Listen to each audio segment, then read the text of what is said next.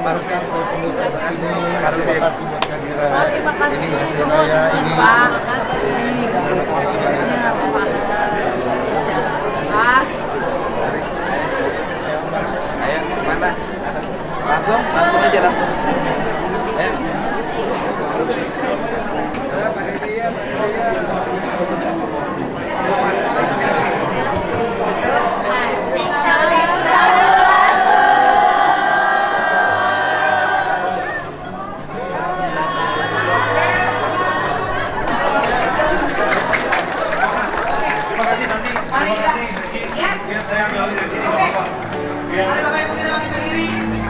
Hadirin sekalian,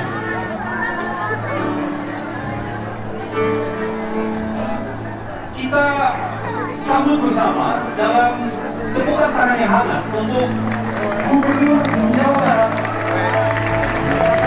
Deddy Mulyadi. Baik.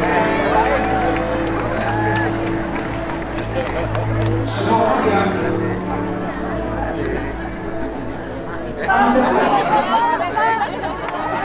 anak ini ketika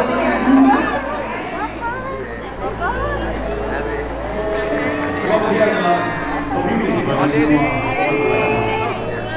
kehadiran Gubernur Jawa Barat di tempat ini adalah bukti bahwa Jawa Barat memang milik kita bersama. Isinya dengan banyak hal hebat, sederhana namun bermakna. Jangan dorong, Tapi bagaimana caranya menciptakan Jawa yang bermusisi. Terima kasih kami sudah hadir dengan kita.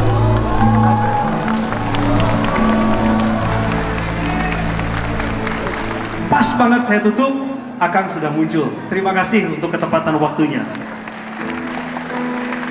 Kami ingin mendengar sepatah dua kata isi hati Akang. Bagaimana Akang terkesan tentang umat Kristen di Jawa Barat, tentang jemaat Tuhan di tempat ini. Kami dengar dan kami lihat viral bagaimana Akang sangat menghargai perbedaan dan mengutamakan kepentingan bangsa di atas segala perbedaan. Kami mendoakan Kang Deddy selalu dilindungi oleh Tuhan yang Maha Kuasa. Oleh sebab itu, panggung ini milik Akang. Silakan naik. Untuk selanjutnya nanti kami mohon untuk menandatangani prasasti dan berfoto bersama. Hadirin sekalian, lebih meriah lagi.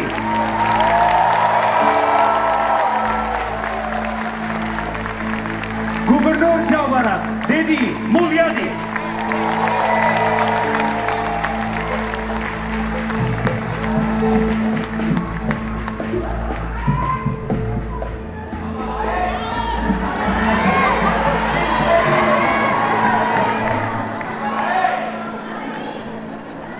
Assalamualaikum warahmatullahi wabarakatuh. Sampurasun. Salam. Om Swastiastu, Namo Buddhaya, salam kebajikan. Ini pemandu cahaya Tuhan yang kawan-kawan, saudara-saudara menyebutnya pendeta, pengembala, budak angon, pemimpin spiritual yang saya hormati, saya muliakan, dan saya banggakan. Saya mohon maaf terlambat karena dari pagi saya belum pernah selesai. Habis ini harus ada keliling lagi. Saya mengucapkan terima kasih karena tugas pengembala itu mengembala berbagai jenis. Tepuk tangan semuanya. Saya tidak bisa nyebut satu persatu ya.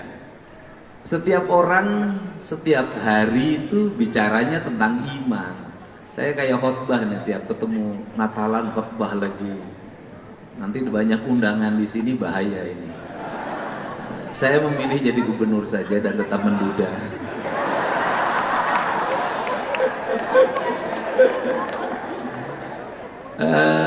Ini canda aja.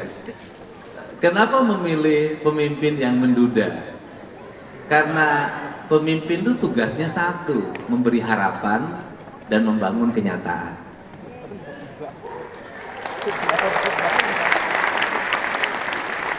Kenapa orang mandangnya lebih tajam pada saya?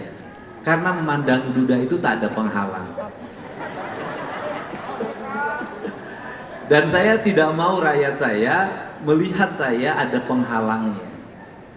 Karena saya tidak mau warga Jawa Barat melihat saya ada penghalangnya, maka saya tidak akan membuat penghalang bagi rakyat saya. Saya tidak akan membuat penghalang karena agama. Saya tidak mau membuat penghalang karena bahasa. Saya tidak mau membuat penghalang karena baju, karena kesukaan. Saya hanya ingin menyatukan, yaitu rasa. Setiap pemimpin spiritual pasti mengajarkan hidupnya rasa. Orang yang punya rasa itu pasti punya rumasa. Gitu loh. Orang yang punya rasa pasti punya rumasa. Orang yang punya rasa pasti punya selera. Tingkatan yang tertingginya adalah rumasa. Tingkatan terendahnya adalah selera. Karena rumasa itu apa? Rumasa itu dalam bahasa Sunda begini: hirup ukur sasampuran, awak ukur sasampayan, sariring riring dumadi, sarengkak saparipola, sadaya kersani Gusti. Karena orang Sunda itu jarang menyebut nama Tuhan. Yang Sunda ya. Kenapa jarang menyebut nama Tuhan, bahkan dianggap sesuatu yang tabu disebut? Karena tidak boleh menyebut sesuatu yang maha, sesuatu penentu, sesuatu yang segala-galanya. Karena bagi orang Sunda, jangankan menyebut nama Tuhan, nyebut nama ayahnya aja udah nggak boleh. Maka dikasih alas. Alasnya apa? Alas itu sepatu ada alasnya. Nah, kenapa dikasih alas? Ada jarak. Kenapa dikasih jarak? Agar apa? Agar ada pembeda. Sehingga nyebutnya bapak, emak, akang, teteh. Kalau itu om. Nah, karena pakai alas, maka karena jarang disebut dan itu sakral, jarang disebutnya di mana? Di lidah. Di lidahnya jarang disebut, bahkan mungkin tidak disebut. Tetapi dia hadir di mana? Di rasa, di cinta. Rasa cinta itu di mana? Ya di iman. Karena adanya di iman, maka dalam bahasa filsafatnya dia sudah sublimasi. Karena sudah sublimasi, kata orang Sunda, dia sudah ngawiraga sukma. Karena sudah ngawiraga sukma, maka dia sudah bersatu dalam dirinya. Karena sudah bersatu dalam dirinya, maka imannya tidak dibacakan, imannya tidak diucapkan, tapi imannya lahir dalam bentuk perbuatan. Karena lahir dalam bentuk perbuatan, maka dalam dirinya hilang pengakuan. Karena hilang pengakuan, maka tidak ada aku. Yang ada adalah aku. Apa sih yang menjadi problem konflik kita hari ini? Yang menjadi problem konflik kita hari ini adalah imannya terlalu sering diucapkan. Imannya terlalu sering dideklarasikan. Itu kalau dalam politik terlalu banyak deklarasi, banyak keluar biaya. Sekali lagi, kalau dalam politik terlalu banyak deklarasi, banyak keluar biaya. Kadang-kadang orang yang deklarasi itu pengen apa? Pengen kelihatan sama yang diusungnya, agar besok menang ada catatannya. Kalau sudah menang ada catatannya, berarti ada bagiannya. Tapi bagi seseorang yang memberikan dukungan full penuh, wajahnya pun nggak boleh kelihatan, namanya pun nggak boleh disebut, tapi perannya peran utama. Jadi yang ikhlas-ikhlas itu tidak pernah mendeklarasikan. Siapa yang paling ikhlas dalam hidup kita? Ibu kita. Apakah ibu kita suka mendeklarasikan? Kau adalah orang yang aku besarkan, biayanya sekian, aku melahirkan, mengerangnya lama sekali, bapakmu itu enggak pernah. Enggak pernah. Orang yang ikhlas tidak pernah bercerita. Dan orang yang ikhlas itu anaknya mau berbalas baik, mau berbalas tidak baik, dia tetap mendoakan dan ingin anaknya tetap dalam kebaikan.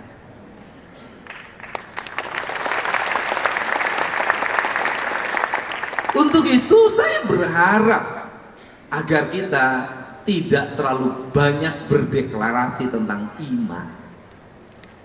Kenapa? Semakin banyak yang berdeklarasi tentang iman, maka yang lain berdeklarasi tentang iman, seleranya beda-beda. Sehingga yang terjadi adalah konflik deklarasi. Apa yang mesti dilakukan? Ya, iman itu kan cahaya. Pertanyaannya adalah ketika itu menjadi cahaya, di mana cahaya itu berada? Cahaya itu berada bukan di kasat mata. Cahaya itu berada di dalam jiwa. Kalau sudah cahayanya berada di dalam jiwa, pertanyaannya adalah apakah ada perbedaan? Tidak ada. Kenapa tidak ada perbedaan? Karena persoalan rasa, persoalan cinta, persoalan jiwa. Gimana kita ngukur jiwa kita dalam pandangan mata?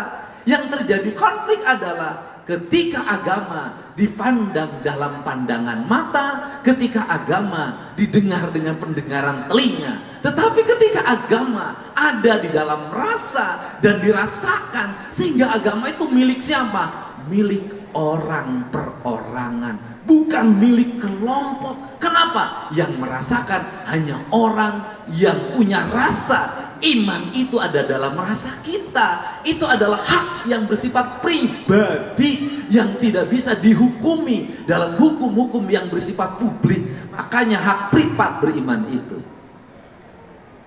Nah, kalau berkumpul di battle, itu bukan urusan beriman menurut saya. Itu urusan berorganisasi, urusan berkelompok, urusan bersyarikat.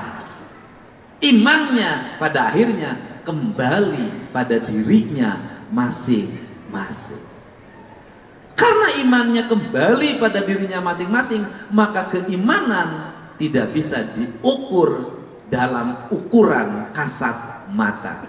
Tetapi iman hanya bisa dirasakan kalau dalam ajaran agama saya hanya akan bisa dirasakan yaitu dalam amal soleh, yaitu perbuatan. Jadi seberapa besar orang beriman, lihat saja manfaatnya. Dalam lingkungan masyarakatnya dia bertetangga dengan baik enggak? Ketika tetangganya sakit, dia nengok enggak? Ketika tetangganya meninggal, dia berziarah tidak? Ketika di rumahnya ada makanan, tetangganya tidak punya makanan, dia berkirim atau tidak? Ketika di jalan ada yang kecelakaan, mobilnya berhenti atau tidak? Buka kaca atau tidak? Turun atau tidak? Menolong atau tidak? Kalau keimanan itu dinilai pada perbuatannya, saya meyakini tidak akan lagi ada orang yang berdebat persoalan iman. Kalau sudah yang diukur perbuatan, maka kita masuk pada universalitas agama, yaitu tidak membeda-bedakan.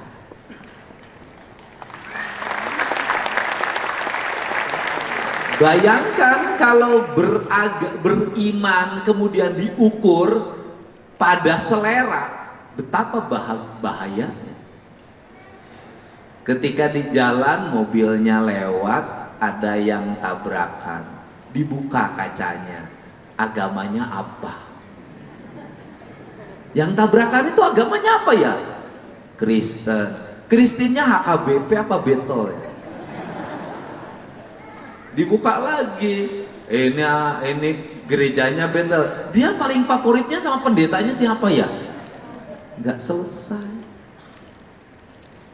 Untuk itu mari kita hari ini beragama, kita wujudkan dalam aktualisasi agama yang bisa diukur dalam kasat mata, yaitu adalah perbuatan yang bermanfaat bagi kepentingan masyarakat banyak, dan pada akhirnya agama akan menjadi universalitas, bahwa agama itu adalah perbuatan kebaikan. Kalau kemudian agama sudah berubah menjadi perilaku atau iman sudah berubah jadi perbuatan kebaikan, saya meyakini betul bahwa yang diinginkan oleh Yesus itu bukan jumlah gereja yang berdiri. Yang diinginkan oleh Yesus bukan jumlah pujian yang panjang, tapi yang diinginkan oleh Yesus adalah membebaskan manusia dari perbudakan hawa nafsu, digembalakan dengan iman menuju cahaya kebenaran yang sejati, hidup dalam pandangan kebenaran. Saya meyakini betul yang dicita-citakan oleh Yesus adalah hidup rukun tanpa pertikaian. Yang dicita-citakan oleh Yesus saya yakin sama dengan yang dicita-citakan oleh Nabi Muhammad SAW, yaitu membebaskan orang dari rasa lapar, membebaskan orang dari rasa takut, membebaskan orang dari rasa tidak terlindungi, sehingga dia menjadi manusia yang merdeka. Dia merdeka dari rasa lapar, merdeka dari rasa takut, dan hidup ada dalam perlindungan. Itu yang diinginkan. Jadi kalau itu menjadi cita-cita besarnya, apa yang harus dilakukan? Yang saat ini orang yang jarang dilakukan. Saya cerita kemarin pada perayaan Natal di gereja mana kemarin saya lupa. Saya menceritakan tentang budak angon itu, budak buncir, budak janggotan. Saya baru janggotan kemarin tuh.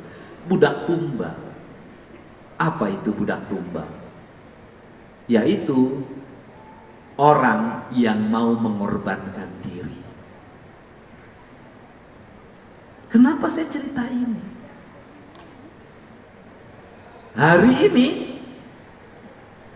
jarang sekali orang yang mau mengorbankan diri. Kebanyakan orang ingin mengorbankan orang lain. Mengorbankan diri apa? Ya, kita tahu bahwa Yesus mengorbankan diri hidup tanpa keluarga, tidak punya istri, tidak mau mengorbankan diri.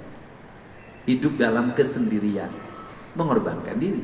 Kenapa hidup dalam kesendirian mengorbankan diri? Karena yang dipikirkannya cuma satu, yaitu apa?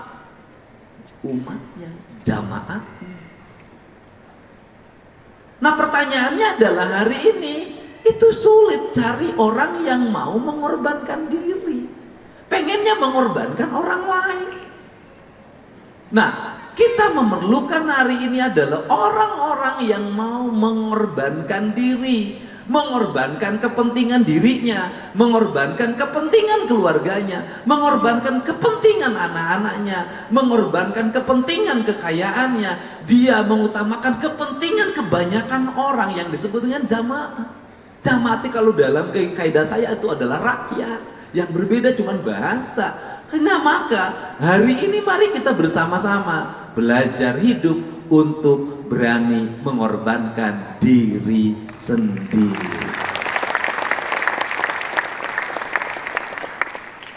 Yang menjadi problem hari ini apa? Yang menjadi problem hari ini adalah stigma. Stigmanya apa? Orang yang mengorbankan diri dianggap orang kalah. Bukankah Yesus dalam pandangan lawannya dianggap kalah? Dia hilang dirinya dalam pandangan kasat mata manusia. Dia memilih mengorbankan dirinya dengan disalib. Dan pandangan kita, orang yang menyerah itu dianggap kalah. Padahal saya selalu berulang-ulang bahwa orang yang menyerah dan tidak melawan itu bisa jadi dia adalah pemenang sejati. Ketika orang bertengkar, si kuasa menunjukkan telunjuknya ke depan matanya, dan orang itu tertunduk sambil menangis dan mengatakan ampun. Walaupun dia benar, orang beranggapan sang pemenang adalah yang berdiri dengan tonga, dan beranggapan yang tertunduk menangis dan bilang ampun dia adalah pecundang. Dalam pandangan saya, bisa jadi sang pemenang itu adalah yang menunduk, menangis dan bilang ampun. Dialah pemenang yang sebenarnya. Kenapa? Tuhan seringkali menjawab jeritan tanpa doa. Karena Tuhan mengerti orang yang tertekan hidupnya, dizalimi, dihianati, dicampakan, dihinakan, bisa jadi dia menerima dan hanya menangis pada takdir itu. Tapi Tuhan Maha tahu apa yang harus terjadi pada takdir berikutnya. Seringkali doa itu terkabulkan tanpa diminta. Kenapa? Karena Tuhan sangat mengerti rasa dan prasangka. Seringkali yang sering meminta tidak diberi, karena Tuhan tahu mana yang harus diberi dan mana yang tidak mesti diberi. Dalam hidup kita, itu seringkali ada orang yang setiap ketemu itu minta diberi. Diberinya dengan ukuran. Tapi seringkali ada orang yang bekerja dengan ikhlas tanpa pernah meminta. Maka sang Tuhan yang punya rasa akan memberikan segalanya. Maka makna hirup ukur sesampuran awak ukur sasampayan, sariring-riring dumadi sarengkak saparipola sadaya kersaning Gusti adalah sebuah proses di mana manusia melakukan penyerahan diri tanpa pernah meminta. Karena dia melakukan penyerahan diri tanpa pernah meminta, maka bisa jadi Tuhan akan memberikan segalanya. Seringkali kita minta, bisa jadi Tuhan hanya akan memberi pada yang kita minta. Tetapi Tuhan bisa jadi ketika kita tidak memintanya, cukup berpasrahnya, maka dia memberi apa yang dia sukai pada orang yang berpasrah. Maka pada akhirnya kalau iman itu menjadi gerakan yang di dalamnya mengembangkan nilai-nilai kemanusiaan, nilai pembebasan, nilai memerdekakan, yang pada akhirnya iman akan menjadi bangunan indah dalam bentuk hidup rukun, damai, saling mencintai, saling mengasihi. Tak ada lagi orang lapar, tak ada lagi orang sakit, tak ada lagi orang menangis. Semua orang bahagia dalam iman, karena iman menjadi cahaya, menerangi bukan hanya buat dirinya, tetapi buat orang lain. Sehingga orang beriman menjadi orang yang menebarkan kebaikan dalam segala hal. Seorang pemimpin yang beriman mampu mesejahterakan rakyatnya. Seorang pengusaha yang beriman mampu membahagiakan pegawainya. Seorang suami yang beriman mampu membahagiakan istrinya. Seorang istri yang beriman mampu membahagiakan suaminya. Walaupun saya dalam hal ini belum dikategorikan beriman karena saya ditinggalkan oleh istrinya. Kenapa saya ditinggalkan oleh istrinya? Karena itu kehendak Tuhan. Kenapa Tuhan berkehendak itu? Agar saya jadi gubernur, tak ada lagi yang melarang kemana saya pergi. Tak ada lagi orang yang marah karena uangnya diberikan pada janda-janda. Ini yang rahasia. Dan sehingga orang yang beriman itu satu puncaknya menerima takdir. Karena menerima takdir, dia menerima apapun jadi dari takdir. Tidak pernah memprotesnya. Kenapa? Karena dalam setiap takdir ada takdir berikutnya. Dalam setiap ketentuan pasti ada hikmah. Maka pelajaran dalam beragama dalam pandangan saya adalah mengambil hikmah. Kenapa jadi orang Sunda itu lebih damai? Karena orang Sunda itu terbiasa dengan apa? Dengan menerima sebuah kenyataan. Jadi hidup yang terbaik adalah menerima kenyataan, menikmati kenyataan. Karena kenyataan itu pahit dan manis adalah sebuah kenyataan. Dan hidup yang terbaik adalah tidak lari dari kenyataan.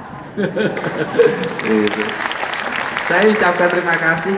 Semoga perayaan Natal yang akan dilaksanakan tanggal 25 Desember semoga menjadi jalan terang menuju iman dan imannya menjadi kebaikan.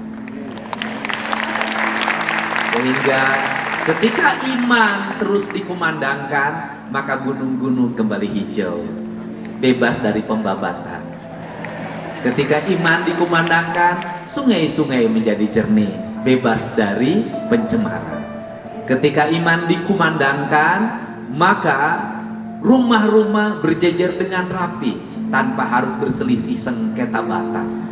Ketika iman dikumandangkan, maka guru tersenyum melihat muridnya yang kritis. Ketika iman dikumandangkan, tak ada lagi setan yang masuk ke telinga, ke hidung, ke lidah, bahkan ke hati. Karena semuanya sudah diusir oleh Sang Pembebas yang mengorbankan dirinya demi kepentingan manusia. Terima kasih. Saya sampai hari ini kalau menahan iman, saya masih agak lumayan. Sebagai duda yang berat adalah menahan imin saya. Terima kasih. Assalamualaikum warahmatullahi wabarakatuh. Waalaikumsalam warahmatullahi wabarakatuh. Kang, terima kasih. Kami mohon Akang berkenan tetap sebentar di sini. Orang tua kita Kang akan mendahului. Lu pernah mandu acara pilih jodoh ya? Saya pernah dulu. Oh iya, kenapa saya nggak dimasukin? Waktunya udah lewat. Sok ngabodor wae, gubernur teh aduh. Tenang Kang, ada saya di sini, jodoh mah enteng. Kami mohon kepada para petugas untuk menggeser prasasti ke tengah dan orang tua kami, Kang Pak Julius Ishak, orang tua Terima kita kasih bersama. ya. Saya tidak akan mau menerima jodoh yang disampaikan oleh Coki. Kenapa? Nggak kuat beli tasnya.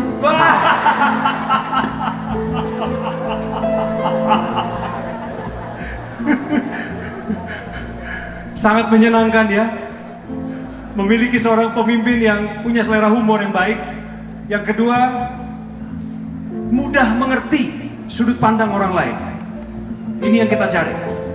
Dan kami mohon Gubernur Jawa Barat berkenan.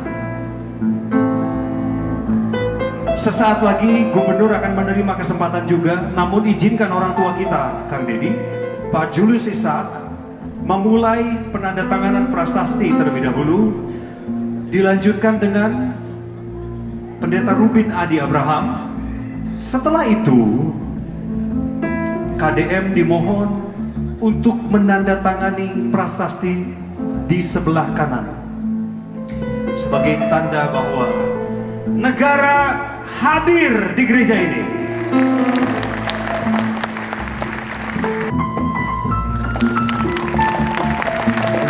Prasasti ditandatangani oleh orang tua kita, Bapak Julius Ishak.